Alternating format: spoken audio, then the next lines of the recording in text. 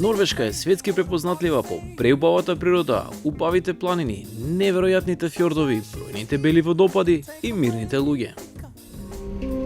Во денешната епизода ќе го посветиме нашето целосно внимание само на Норвешка.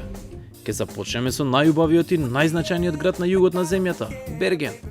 Ќе отидеме на кратко и до најсеверниот град на светот, каде што нема сонце цели 2 месеци во годината.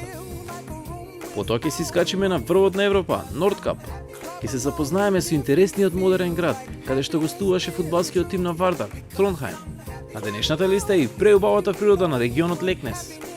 А ќе го посетиме и најпознатиот и најубавиот норвешки фјорд, Гайранген. Ајде да започнеме со богатата епизода од богатата и преубава Норвешка.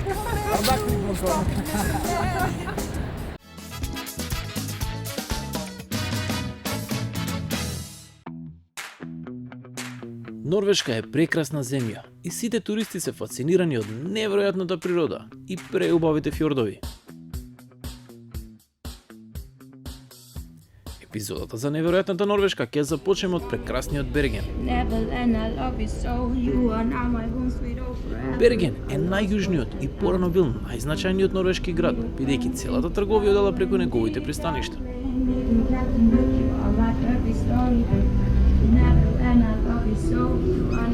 А на пристаништето добредени посакаа со индијанска музика. Светот е на вистина едно глобално село. За да добијам повеќе информации за важноста на градот, отидов до замокот на Берген од 11 век, кој што е во склоп на локалниот музеј за историја. Јас накратко се качив на кулата, која што ми се виде како лавиринт со илјада скали. Од оваа кула се одвивала одбраната на градот и била централно место за заштита на убавата Норвешка. А јас се качив со желба да го имам убавиот видик, но за убава гледка ќе треба да почекам некој иден убав сончев ден.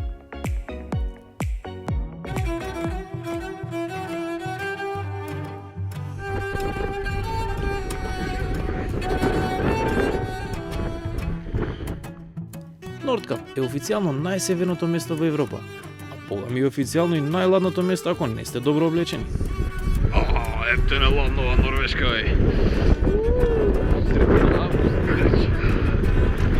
Нордкап, или како што го нарекуваат врвот на Европа, е место каде се гледа како се среќаваат Атлантскиот океан и Арктичкиот океан.